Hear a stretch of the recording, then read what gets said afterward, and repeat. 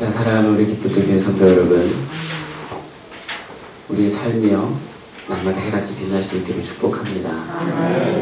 오늘 우리는 예수님과 제자들이 높은 산에 올라가셔서 놀라운 영적인 체험을 하는 장면을 보게 됩니다.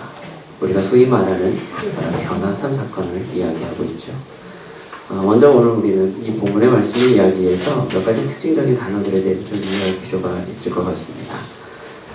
오늘 본문의 시간적 배경을 보면 지금 가이사랴 빌립보 이 지역에서 주님이 사역을 하신 다음에 오늘 이 변화산 사건까지 시기 때를 오늘 본문은 뭐라고 얘기하냐면 엿새후다라고 이렇게 이야기하고 있죠. 자, 이 엿새후는 예수님께서 제자들에게 순환을 예고하시고 오늘 제자도에 대해서 말씀하신 이후의 시간을 이야기합니다.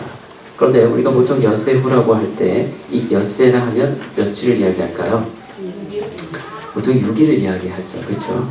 그래서 일반적으로 6일의 시간이 지난 이후에 라는 의미가 될 수도 있지만, 그러나 여러분 또 누가복음에서 보면요, 거기에서는 또 엿새가 아니라 8일로 나옵니다.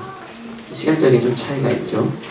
자, 그럴 때 보통 그래서 우리가 단순히 6일의 시간이 지났다라고 볼 수 있지만, 이번에 히브리적 개념으로 보면 조금 다른 의미가 될 수 있습니다. 어떤 의미가 되냐면 6번째 날 이후라는 뜻이 됩니다. 6번째 날 이후의 의미가 될 수 있다는 거예요. 그 날은 곧 어떤 날일까요? 6번째 날이 지나면 안식일이 되는 거죠. 그러니까 안식일 개념으로 본다는 거예요. 그러니까 엿새후라는 얘기는 히브리적 개념으로 봤을 때는 6째 날이 지난 이후에 7째 날 때는 안식일의 개념으로 본다는 것이죠. 그래서 이러한 해석의 가능한 이유 가운데 하나가 뭐냐, 바로 이런 율대 랍비들의 견해 가운데에서 모세가 시내산에 올라서 하나님을 만날 때, 그때 하나님의 율법을 받았던 그 날, 여러분 그 날이 언제냐? 안식일이라는 거예요. 그렇기 때문에 더욱 그러하다라고 봅니다. 왜냐하면 유대인들에게 있어서 이 안식일이라는 것은 굉장히 중요하죠. 자기 스스로 하나님의 백성이 된 표시임을 드러내는 날이 바로 안식일이었다는 거예요. 그리고 또한 하나님을 신뢰함으로 온전히 하나님의 공급하심을 바라보는 날, 그날이 언제예요? 안식일이었다는 거예요. 그러니까 그들이 광야 생활 가운데 그럼 매일매일 하나님이 공급해 주시는 만나를 먹습니다. 그런데 안식일 날은 어떻게 했어요? 안식일 날은 그 전날 미리 이틀치 분량을 미리 받아 챙겨놔야 되는 거예요. 그렇죠? 그 날을 기념하고 기억하는 날, 그게 안식일이었다라는 거예요. 그래서 날마다 하나님의 공급하심을 바라보며 여러분 그 날을 그들은 지켰다라는 것이죠. 그것이 오늘 이스라엘 백성들이 온전히 하나님을 의지하고 신뢰해야 한다는 믿음에 근거한 날이 되었다라는 겁니다. 여러분 이것이 그들에게 있어서 안식일이 굉장히 중요한 의미였다라는 거죠. 그래서 오늘 모세가 시내산에 오른 그 날, 그리고 예수님께서 오늘 변화산에서 오르신 그 날, 그 날이 똑같은 안식일의 날, 그 날로 이렇게 설정된다면 오늘 예수님과 모세는 곧 같은 이미지로 설명이 될 수 있다는 겁니다. 또한 다른 이야기들도 이러한 이미지로 우리가 이해할 수 있다는 거예요. 그러니까 오늘 마태가 지금 이 변화산 사건을 기록하는 내용들을 보면 굉장히 우리가 구약에 있는 사건과 유사한 사건들을 보게 되는데, 그 사건이 누구다? 바로 모세와 예수님이 굉장히 유사한 이미지로 지금 설명을 하고 있다는 것을 우리는 보게 되죠. 그래서 또 하나 단어로 우리가 또 봐야 될 것이 뭐냐면 바로 이 높은 산에 대한 단어의 뜻입니다. 여러분 학자들은요, 여기서 도대체 이 높은 산이 어디냐? 굉장히 많은 다양한 주장들을 합니다. 그래서 가장 높은 저 헐몬 산이냐? 아니면 이 갈릴리 지역에서 제일 가까운 그런 산이냐? 아니면 다볼산이냐? 무슨 산이다? 여러분 주장들을 굉장히 많이 하기도 합니다. 그런데 우리는 분명하게 그 산이 어딘지를 명확하게 인식할 수는 없죠. 다만 장재인 목사님 같은 경우에도 그것은 높은 산이 상징적 의미를 가지고 있는 것이 실제로 굉장히 높은 산이기보다는 이 동네나 지역 주변, 이 거주지의 근처에 낮은 언덕 혹은 거기 근처의 산을 의미하는 것이다 라고 이렇게 보기도 합니다. 왜냐하면 예수님께서 그렇게 변화산에 놀라운 체험을 한 이후에 예수님께서 이제 그 산을 내려오시니까 그 그 다음에 어떤 일들이 벌어져요? 또 병자들을 치유하고 사람들이 몰려드는 이런 사건들이 등장하는 걸 보면 그렇게 거주지에서, 그러니까 동네에서 많이 떨어진 지역은 아닐 것이다, 이렇게 보기도 한다는 거예요. 근데 중요한 건 오늘 여기서 뭐냐, 이 높은 산의 이미지는 곧 앞에서 얘기했던 바로 모세가 하나님의 산에 올라서 율법을 받았던 그 이미지와 굉장히 유사하게 받아들일 수 있다는 거예요.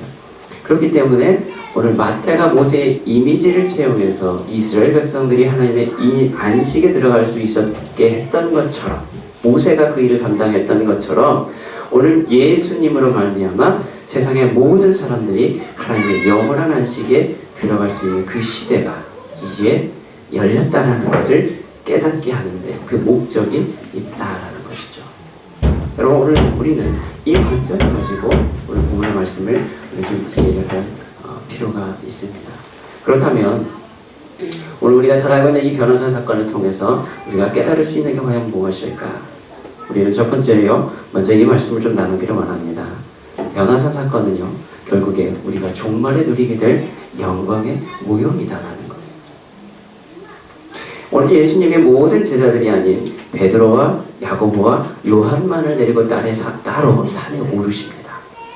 자, 주님에게 대표적으로 12제자가 있었지만 그 12제자를 다 데리고 여러분 주님이 그 변화산에 오르신 것이 아니라 베드로와 야고보와 요한만을 데리고 그 산에 오르셨습니다.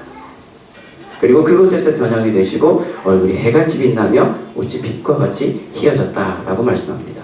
뿐만 아니라 그곳에서 오늘 모세와 엘리야와 더불어서 말씀을 하십니다. 누가복음 9장에서는요, 이 장면에 대해서 얘기할 때 도대체 그분들이 무슨 얘기를 했느냐 할 때 이렇게 이야기합니다. 장차 예수께서 예루살렘에서 별세하실 것을 말했다. 그러니까 앞으로 그분이 당해야 될 그 고난에 대한 이 말씀을 했다라고 증거하고 있죠. 특별히 오늘 그래서 우리가 이 말씀은요, 모세가 시내산에서 하나님을 대면해서 만날 때 나타났던 그런 현상들과 굉장히 유사함과 동시에 마지막 때에 우리가 하나님과 함께 할 때 또한 일어나게 될 그 모형인 것을 오늘 우리는 보게 되죠.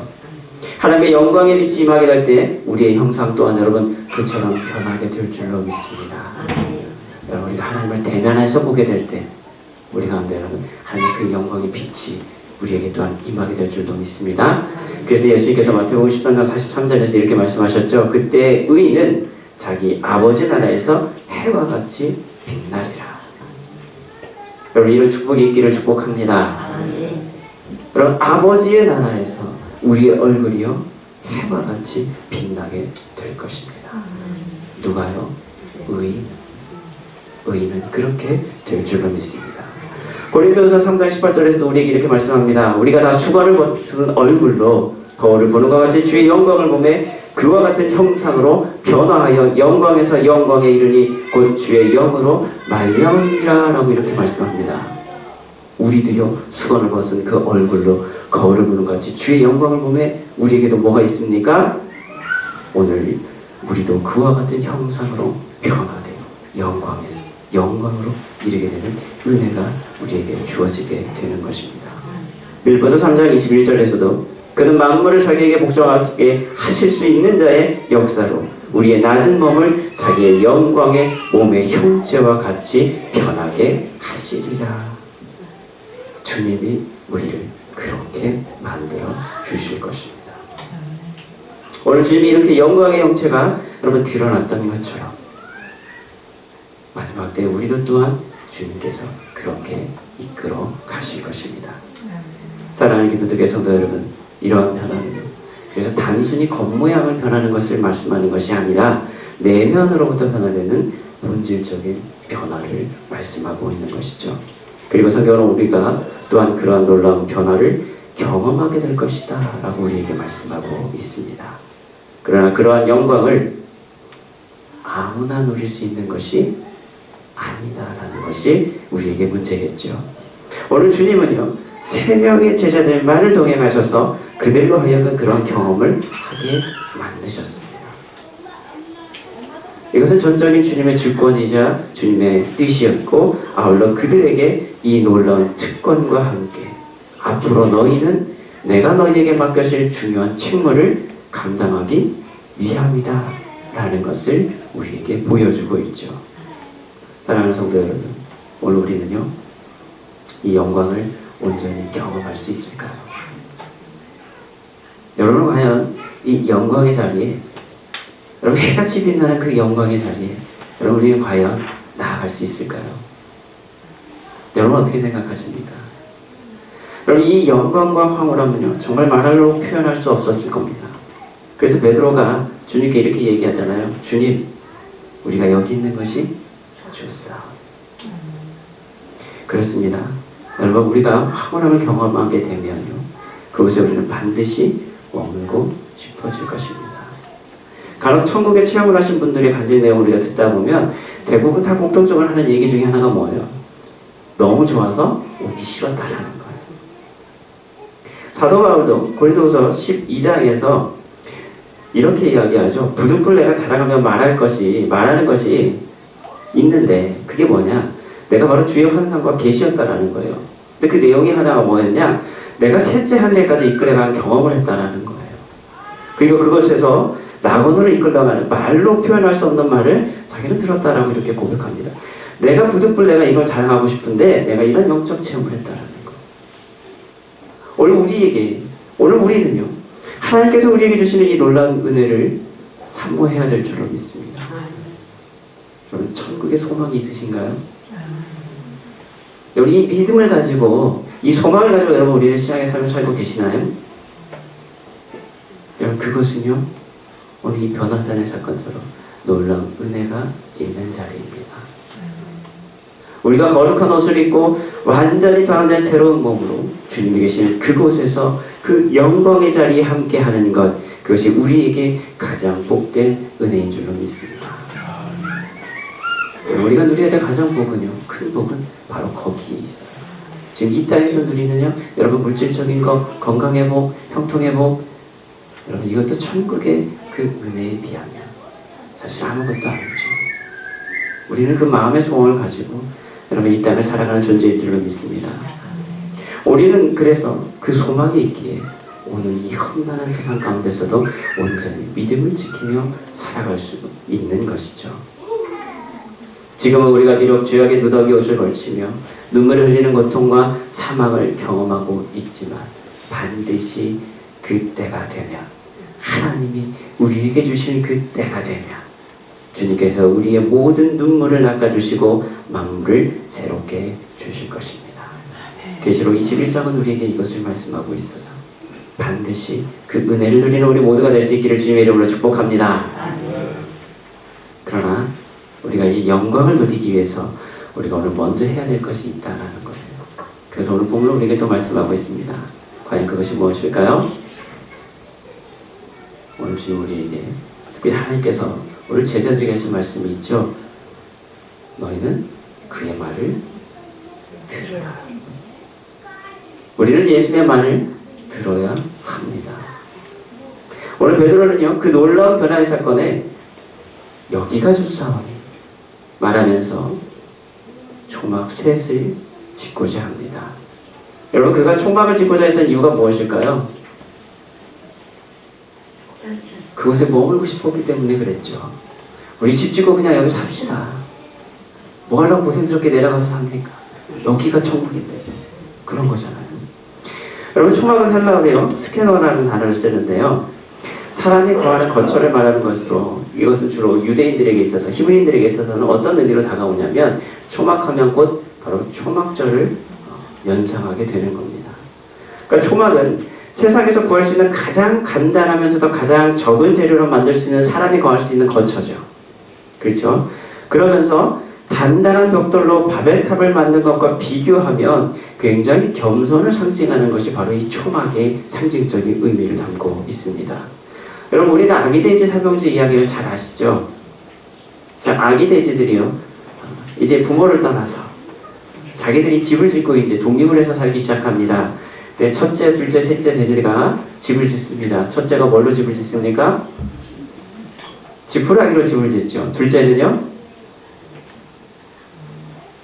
나무 판자를 가지고 집을 짓습니다. 셋째는요 벽돌을 가지고 아주 튼튼한 집을 짓죠. 자, 자, 여러분 우리가 생각할 때는요, 이 동화도 마찬가지고요. 어떤 집이 제일 좋은 집이에요? 벽돌집을 지어서 늑대의 공격을 막을 수 있는 그 집이 가장 좋은 집이죠. 그런데 히브리인들에게 있어서 초막의 개념은 뭐냐면 그 반대적인 개념을 갖고 있다는 거예요. 하나님 앞에서 자신을 겸손한 상태로 인식하는 그런 의미가 있고, 또한 거대한 벽돌로 지어진, 그래서 아주 튼튼한 이 바벨탑과 달리 하나님의 보호가심이 있어야만 견딜 수 있는 집, 그 집이 뭐예요? 초막이에요. 그래서 전적으로 하나님을 의지한다라는 개념을 갖고 있는 것이 바로 초막의 의미였다. 이게 히브리인들이 가지고 있는 초막의 의미였다는 거죠. 여러분, 구약의 역사 가운데요, 이렇게 하나님 앞에서 겸손과 전적으로 하나님을 의지하고 신뢰했던 모습을 보였던 인물들이 있습니다. 그 대표적인 사람들이 오늘 본문에 나오는 모세고 엘리야였다라는 거예요.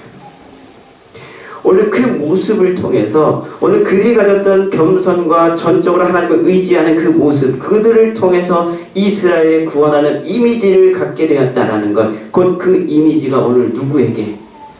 예수님에게 그대로 드러나고 있다는 거예요. 오늘 베드로에게 있어서는 그래서 이 사건과 초막을 짓고자 하는 의도가 바로 그러한 의도를 가지고 이야기하고 있다는 거죠. 지금 그에게 있어서는 이처럼 신비롭고 황홀한 체험이 더 이상 여러분 경험한 적이 없었을 것입니다. 그 자리가 떠나기 싫은 거룩한 곳이었을 겁니다. 그 자리는 예수님의 정체성이 다시금 확인되는 자리였습니다. 아, 예수님이 누구신구나 분명하게 볼 수 있는 자리가 바로 그 변화산 그 자리였다는 거예요. 어쩌면 그래서 영원히 머물고 싶은 자리였을지도 모릅니다. 시편 여러분 84편 10절에 있는 말씀처럼 주의 궁전에서의 한 날이 다른 곳에서의 첫날보다 나은즉 악인의 장막에 사는 것보다 내 하나님의 성전에 문지기로 있는 것이 좋사오니 라고 하는 이 시편 기자의 고백과 같은 그 심정이었을지도 모릅니다. 지금 세상에 다시 산에 내려가서 그 험난한 그 길을 걷는 것보다 지금 이곳 하나님의 임재를 경험하며 놀라운 체험을 하는 이곳이 바로 너무 좋습니다. 그런데 문제는 뭡니까? 우리가 그곳에 눌러 앉아 있을 수가 없다라는 것이죠. 그때 호련히 빛난 구름이 그들을 덮습니다. 그리고 그 구름 속에서 소리가 나죠. 하나님의 음성이 들려옵니다. 오늘 하나님께서 뭐라고 말씀합니까? 이는 내 사랑하는 아들이요 내 기뻐하는 자니 너희는 그의 말을 들으라. 빛난 구름은 하나님의 임재를 상징하죠. 히브리인들에게 그래서 빛난 구름은 늘 쉐키나를 떠오르게 한다는 거예요. 쉐키나는 곧 뭡니까? 특별한 장소에 임하시는 하나님의 임재를 뜻하는 의미입니다. 그러므로 오늘 제자들은요, 지금 하나님의 임재는 분명히 또한 경험하며 또 하나님의 뜻과 의도에 대해서 분명하게 그들은 인식하게 됐다는 거예요. 아, 하나님의 음성이 들려오는 거예요. 그 거룩한 임재의 자리에 그들은 두려워할 수밖에 없었다는 거예요. 하나님이 말씀하시는 건 뭡니까? 이는 내가 사랑하는 자다, 기뻐하는 자야. 그러니까 너희는 그의 말을 들으라는 거였습니다. 지금 제자들에게 필요한 건 뭡니까? 그의 말을 들으라는 것. 이걸 누가 모집해 주셨어요? 하나님께서 모집해 주셨다라는 것. 분명하게 하나님의 뜻을 우리 이 상황을 통해서 그들이 깨닫게 됐다는 것이죠. 뿐만 아니라 예수님에 대한 분명한 정체성에 대해서도 그들은 직접적인 이해를 하게 됩니다. 아, 정말 하나님이 사랑하시는 분이구나. 아, 하나님이 기뻐하시는 분이구나. 아, 이분이 모세보다 더 위대하신 분이구나. 여러분, 하나님께서 제자들에게 요구하고 계신 것은 바로 예수님의 말씀을 들으라. 그렇습니다. 우리가 여러분 지금 감당해야 될 건 뭡니까? 그 영광의 자리에 머물러 있는 것이 아닙니다. 주님의 말씀을 들어야 한다는 것입니다. 여러분, 여기서 들어라는 아쿠에테라는 여러분 단어를 쓰고 있는데요, 너희는 듣고 있어라 라는 의미, 이것을 귀로 듣는 것뿐만 아니라 이해하고 순종하는 회개까지도 포함하는 단어로 우리가 종종 해석하기도 합니다. 그러니까 듣는다는 건 뭐예요? 그냥 앉아서 듣기만 하라는 얘기인가요? 아니에요. 이해하고 순종하라. 그의 말에 따르라는 거예요. 오늘 주님 우리에게 주시는 그 말씀을 우리는 순종해야 된다. 오늘 하나님께서 제자들에게 요구하시는 요구는 너희가 이 자리에 머물러 있을 것이 아니라 너희는 그의 말을 들으라는 거예요. 그의 말을 따르라는 거예요. 행하라는 거예요. 오늘 주님 우리에게 주시는 말씀은 바로 이것입니다. 여러분 계시록 22장 7절에서도 우리에게 이렇게 말씀하죠. 보라 내가 속히 오리니 이 두루마리의 예언의 말씀을 지키는 자는 복이 있으리라 하더라. 이 말씀을 지키는 자, 이 말씀을 행하는 자, 그 사람이 누구예요? 복 있는 자입니다. 여러분 듣고 행하는 자가 복이 있는 줄로 믿습니다. 오늘 주님의 말씀을 듣는 자가 그 영광의 자리에 서게 될 것입니다. 여러분 우리가 그 영광만을 기다리면서 여러분 그 자리에 머물기를 원하면서 그러면서 여러분 우리가 신앙생활을 하지만 정작 우리는 주님의 말씀을 듣지 않아요. 그렇죠? 여러분 한번 잘 생각해 보세요. 우리가 지난주에 어떤 말씀 배웠어요? 제자도에 대한 말씀 배웠잖아요. 그렇죠? 오늘 우리가 24절로 28절 말씀 여러분 다시 한번 보시면 분명히 우리에게 말씀하고 있잖아요. 16장 24절로 28절 말씀 보면 누구든지 나를 따라오려거든 자기를 부인하고 자기 십자가를 지고 나를 따를 것입니다. 우리가 속회 시간에도 이걸 나눴지만 여러분 자기 부인, 자기 십자가 여러분 잘 감당하고 계십니까? 오늘도 나는 죽었습니까 여러분? 나는 죽어져 있습니까? 나는 오늘도 나의 십자가를 지고 있습니까? 우리는 어떻습니까 여러분? 오늘 하나님께서는 우리에게 먼저 그 일을 감당해야 될 것이 있다는 거예요. 그것을 깨닫게 하고 있다는 겁니다. 오늘 너는 그의 말을 들으라. 들으라. 사랑하는 기쁨들의 성도 여러분, 우리의 각자의 소견과 우리의 생각과 여러분 우리가 가지고 있는 의로 행하는 삶이 아니라 오늘 주님이 말씀이 기준이 되는 삶을 살아갑시다. 오늘 하나님께서 우리에게 지금 원하시는 것은 우리가 그 영광의 자리를 여러분 누리기 위해서는 그 전에 우리가 감당해야 될 일들이 먼저 있다라는 거예요. 오늘 우리에게 들려주신 그 주님의 음성을 우리는 기쁘게 듣고 행하는 복된 삶을 살아가는 우리 모두가 될 수 있기를 주님 이름으로 간절히 기도합니다. 오늘 마지막으로 우리가 또 나눠야 될 말씀 가운데 하나는 뭐냐면요, 바로 이겁니다. 오늘도 우리는 예수님만 볼 수 있어야 됩니다. 우리는 예수님만 볼 수 있어야 된다는 거예요. 자, 하나님의 음성이 들려옵니다. 놀라운 하나님의 임재를 경험한 제자들은요 그 자리에 서 있을 수 없었어요. 그래서 어떻게 해요? 엎드립니다. 그리고 심히 두려워합니다. 오늘 본문에서 사용하는 이 두려움에 대한 단어, 이 포베오라는 단어를 쓰고 있는데요, 사람이 살아가면서 당할 수 있는 무서운 일들에 대해서 사용하는 단어, 보통 우리가 어떤 무서운 일을 당하거나 이럴 때 두려움을 느끼게 되지요. 근데 이에 해당하는 히브리어 단어가요, 파하드라는 단어를 쓰고 있는데, 이것은 일반적인 그러니까 어떤 두려움, 감정 때문에 드러나는 두려움일 수도 있지만, 이것은 또 뭐냐면 하나님 또는 어떤 신적 대상에 대한 두려움, 경외 또는 예배라는 뜻을 가지고 있는 이런 표현을 또 할 때 쓰는 단어이기도 합니다. 그러니까 하나님의 거룩한 임재를 경험하게 될 때 우리는 어떻게 반응을 하게 돼요? 가만히 서 있을 수 없게 되죠. 여러분 열왕기상 8장에 보면 제사장이 성소에서 나올 때 구름이 여호와의 전에 가득하며 제사장이 그 구름 위로 해야 능히 서서 섬기지 못하였더니 이는 여호와의 영광이 여호와의 전제 가득함이었더라. 그러니까 하나님의 영광이 가득하게 되면 제사장들조차도 어떻게 해요? 서서 그 일을 감당하지 못할 정도가 되어버린다는 거예요. 여러분 죄인된 몸으로 살아가는 우리는요, 그래서 본능적으로 하나님의 그 거룩함 앞에 엎드려질 수밖에 없다라는 거예요. 두려움에 떨 수밖에 없다라는 겁니다. 여러분 다니엘서 10장에 보면요, 인자의 환상을 본 다니엘의 반응이 또한 이런 것을 우리가 보게 되죠. 그러므로 나만 홀로 있어 이 큰 환상을 볼 때 내 몸에 힘이 빠졌고 나의 아름다운 빛이 변하여 썩은 듯하였고 나의 힘이 다 없어졌으나 내가 그의 음성을 들었는데 그 음성을 들을 때 내가 얼굴을 땅에 대고 깊이 잠들었느니라. 이 인자에 대한 환상을 다니엘이 체험을 합니다. 그 모습을 보는 순간 다니엘이 어떻게 되는 거예요? 힘이 빠지는 거예요. 감당할 수가 없게 되는 거예요. 그냥 얼굴을 땅에 대고 엎드릴 수밖에 없는 거예요. 여러분, 하나님의 현존 앞에 우리가 서게 될 때 바로 우리의 모습이 이렇다라는 거예요. 우리는 두려움 가운데 하나님 앞에 엎드릴 수밖에 없게 된다는 거죠.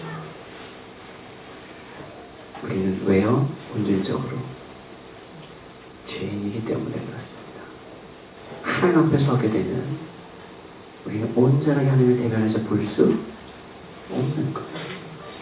그 두려움이 우리에게는 있는 거예요.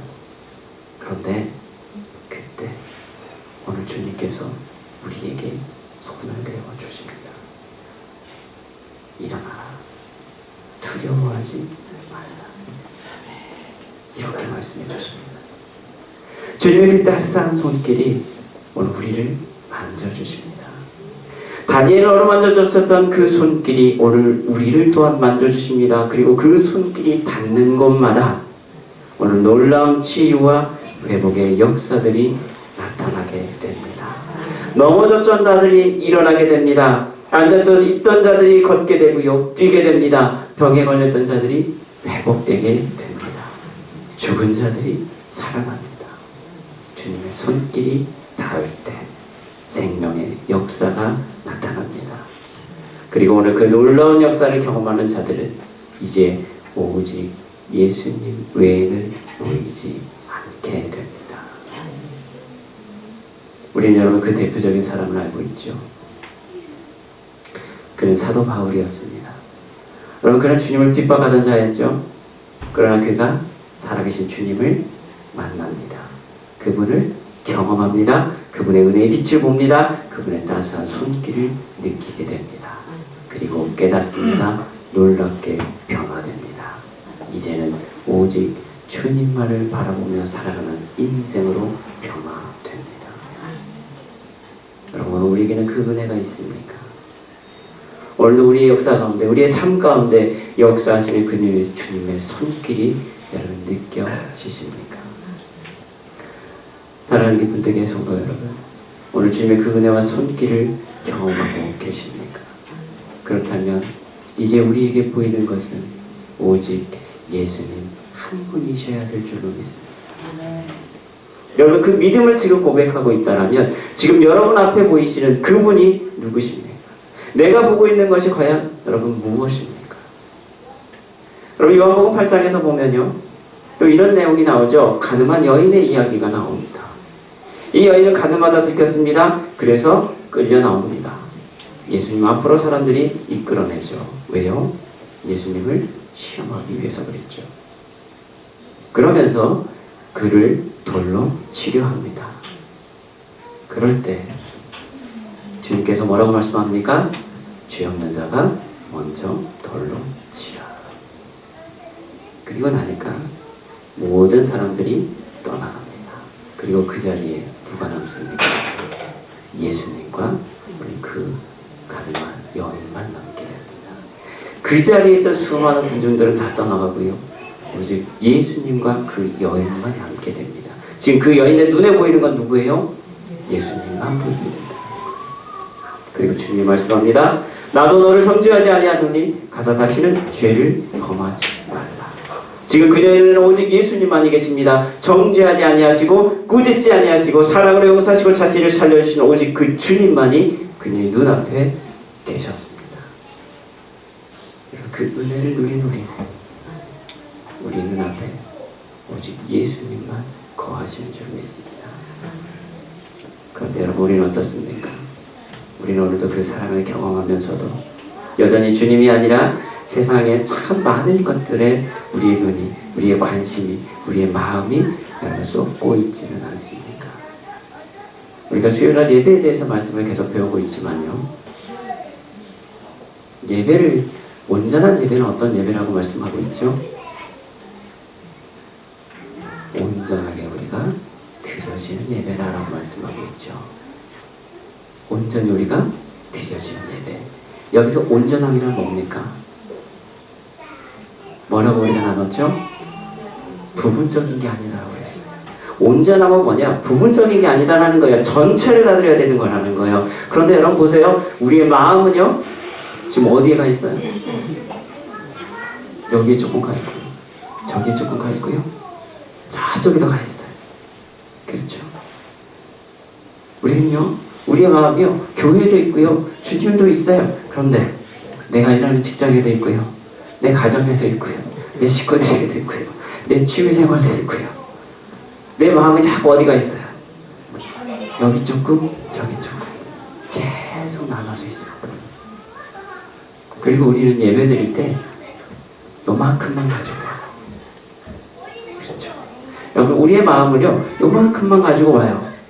저기에도 가 있고 여기에도 가 있고 저쪽에도 가 있는데 우리의 마음은 요만큼 여기 있는 것만 가지고 와요. 그리고 하나님, 우리 오늘 예배 잘 드렸어요. 그리고 다시 돌아갑니다. 그런데 이것이 온전한 예배가 될 수 없다라는 거예요. 왜요? 완전한 제물로 우리가 드려지지 못했기 때문이다라는 거예요. 내 마음이 흩어져 있던 내 마음들이 다 온전하게 하나님께 다 드려질 때, 그때가 진짜 하나님이 기뻐하시는 예배가 된다라는 거예요. 그때 온전한 제물이 되고 그게 바로 산 제물이다라고 우리가 깨달았죠. 배웠습니다. 그런데 여러분, 오늘도 마찬가지예요. 우리는 오늘 이 자리에 주님의 그 놀라운 은혜를 매일매일 경험합니다. 고백하지요? 여러분, 인정하십니까? 그렇죠. 그런데 그럼에도 불구하고 아직도 우리의 마음은 여전히 나뉘어 있다는 거예요. 다른 거에 우리의 눈이, 우리의 마음이, 우리의 관심이 여전히 흩어져 있다는 거예요. 우리의 눈에 오직 주님만이 보이기를 원하고 계십니까? 여러분, 우리 인생의 주인은 누구입니까?